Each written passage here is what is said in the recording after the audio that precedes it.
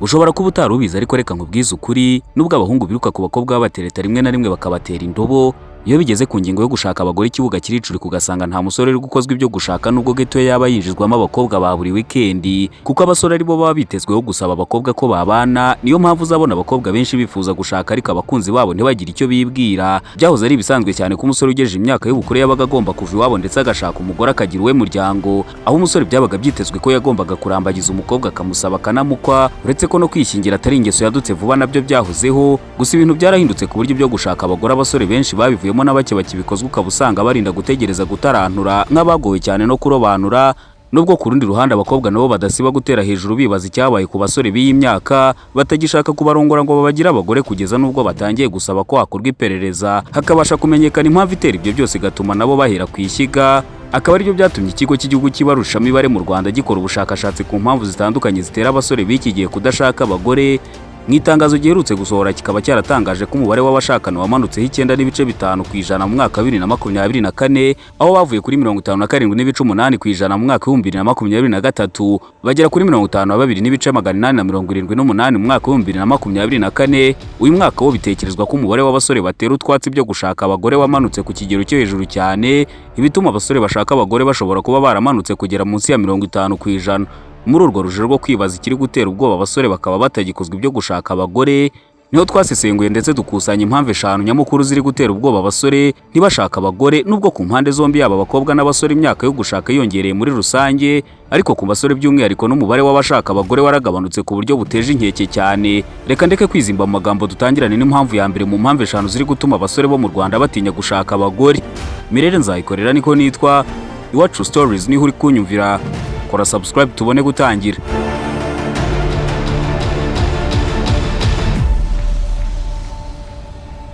Impamvu ya mbere iri gutuma abasore batinya gushaka abagore no kwitega ibitangaza. Abasore n'inkumi benshi bafite imitekerereze yo kubona umuntu w'inzozi zabo kubera kureba filime nyinshi z'urukundo zuzuyemo ibintu bihabanye n'ubuzima busanzwe ndetse no kwirirwa kuri internet yuzuyeho ubuzima bwinshi mu isi yayo, bituma bita cyane ku ntege nke z'abakunzi babo aho kwita ku byiza byabo.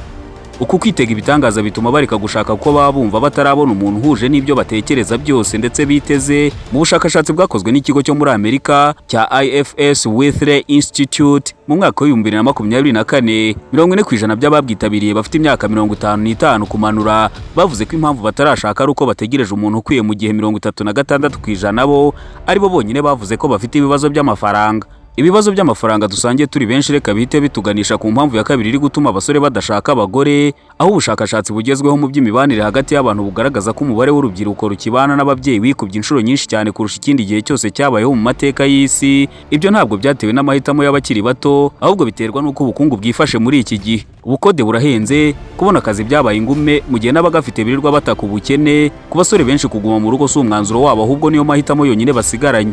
Indi ngingo ishimangira ko ikibazo cy'amikoro kiri mu bituma abasore batagishaka abagore nk'uko byahoze, nuko muri iki gihe iyo umugabo adafite amafaranga aba nta gaciro afite. Abasore bari mu kigero cy'imyaka 20 na 30 bahugiye mu kwiga no gufatisha mu kazi, ku buryo babwiye ibintu byo gushaka abagore bumva ari nko kubikoreza umutwaro uremereye batanabangiye ingata yo kwikoreza. Byahurirana nuko abakobwa bamwe baba bifuza gukora ubukwe buhenze nk'ubwo babonye ku mbuga nkoranyambaga bikarushaho kubaca intege. Ibyo bigatuma bumva ko bakwiye gutegereza indi myaka runaka kugira ngo babone kugira igitekerezo cyo gushaka. Ntabwo ari ukugira ngo bashake, ni ukugira ngo bagire igitekerezo cyo gushaka. Ubundi mu muco nyarwanda umuryango w'umusore niwo wamushakiraga uwo bazabana, ukamwubakira, ukamukwera kandi ukamuha ibikoresho by'ibanze azatangirana urugo rushya. Ariko aho iterambere riziye n'umuco ugacika, abasore benshi bakuriye mu mijyi aho ifaranga ribona umugabo rigasiba undi, kandi nta mitungo barazwe n'imiryango yabo, ahubwo bagomba kwirwariza bakipapa bakimama. Ariko ibyo nubwo bimeze gutya, inkwano yagumyeho kandi gukora ubukwe birushaho guhenda cyane kurusha mu myaka yashize. Ibi nabyo bikaba biri mu bituma abasore benshi bahitamo kureka gushaka aho kwikorera umutwaro bumva batazashobora.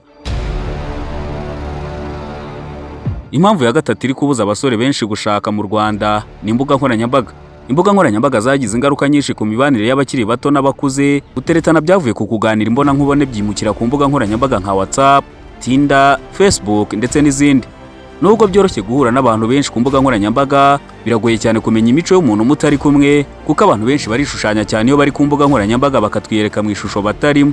Ibyo bituma umubano hagati y'abakundana udakomera ngo bizerane. Nanone guhora uvugana n'umuntu kuri telefone buri munsi mukanandikirana buri saha bituma urukundo rurambirana vuba aho kugira ngo rushinge imizi. Impamvu ya kane iri gutuma abasore bo mu Rwanda badashaka abagore ni ukudasobanukirwa icyo gushaka ari cyo. Abasore benshi bafite imitekerereze y'uko bazashaka ari uko bamaze kugera ku bintu runaka nko kubaka inzu, kurangiza masters, guhembwa amafaranga menshi cyangwa ikindi kintu runaka. Bumva ko gushaka ari intego bagomba kugeraho, kubifata nk'icyiciro cy'ubuzima bagomba kunyuramo. Bumva ko bagomba kuba bafite imitungo mbere yo gushaka aho kugira ngo bazayishakane n'abakunzi babo. Impamvu ya gatanu iri gutuma abasore badashaka ni uko imyumvire yahindutse. Gushaka ntabwo bigifatwa nk'uko byafatwaga mu myaka 20 ishize. Hari abasore n'inkumi benshi bumva ko gushaka atari ngombwa kandi ntacyo byabamarira, kubera ko duhora ku mbuga nkoranyambaga tureba amakuru y'imiryango yatandukanye cyangwa imiryango ishyamiranye ihora mu makimbirane. Ibyo bigatuma benshi batinya gushaka. Nanone abasore ntibakigorwa no kubona umukobwa baryamana kandi akabaha keya nk'izo bahabwa n'umugore bashatse. Ibyo bigatuma bamwe batekereza bati, kuki wagura inka kandi uturanye n'ikusanyirizo ry'amata na busheri? Ubwo rero bagahitamo kugura ku biro. Mboneraho no gusuhuza abasore bose bagura ku biro, nawe uhisemo kubana natwe kugeza ku musozo. Niba ukunda ibiganiro byacu ntukwibagirwe gukora subscribe, like ndetse na share ngo ubisangize abandi.